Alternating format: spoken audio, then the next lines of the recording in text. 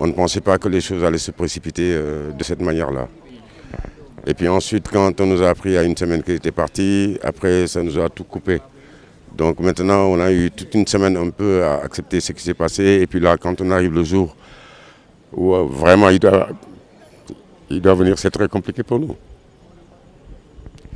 Voilà, bah, c'était ce qui les caractérisait en fait, c'est que quand on parle du Casa Sport aujourd'hui, Bassirou, il avait quelque chose qui lui est particulier. C'est quelqu'un d'abord qui était très concentré sur ses objectifs de vie, sur ses objectifs en tant qu'attaquant. D'abord, chaque fois qu'il nous a sorti d'affaire un marquant des buts, s'il y avait une seule occasion, il la mettait, c'est parce qu'il était concentré.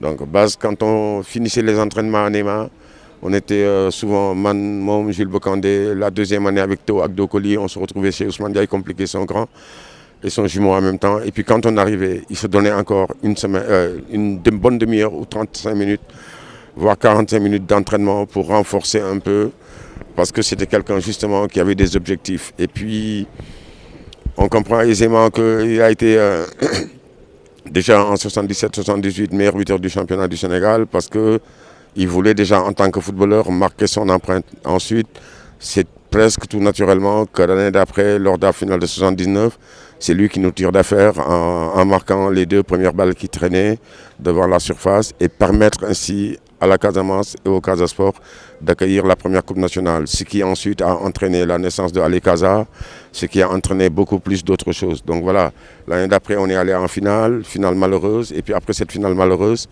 fort de ses relations avec Christophe Sagna, il s'est retrouvé à Amiens, entraîné par Claude Leroy. Quelques 3-4 mois après, on était tous aussi partis. Bocandé d'abord, moi ensuite. On s'est retrouvés en Belgique, qui faisait, dans une ville qui s'appelle Tournai, qui faisait frontière avec la France. Et bah, c'était à quelques kilomètres à Amiens. Donc ça nous a permis de nous retrouver, de passer notre premier Noël en Europe ensemble. Et puis après, on a eu des parcours et des chemins différents. Donc nous, on est resté en Belgique longtemps. Et puis ensuite, Jules est venu à Metz. Je l'ai rejoint à Metz. Et puis on s'est perdu de vue.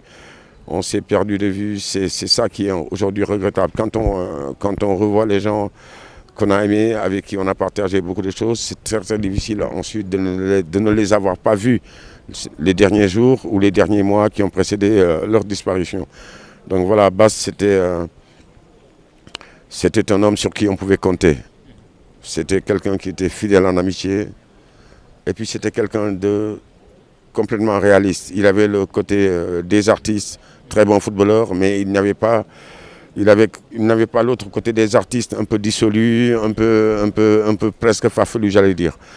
Voilà, et puis souvent, c'est quand les gens partent qu'on se rend compte qu'on ne leur a pas rendu suffisamment hommage, qu'on ne s'est pas vraiment, presque j'allais dire, occupé d'eux. Mais Bass, il a eu une vie remplie. Il rêvait d'être footballeur, il est devenu. Il rêvait d'aller jouer en Europe, il l'a fait. En Europe, quand il est arrivé à La Rochelle, il a eu du boulot. Il a travaillé d'une manière régulière jusqu'à sa retraite. Et après sa retraite, ils ont voulu le conserver compte tenu de ses qualités déjà, parce que c'était quelqu'un de fiable.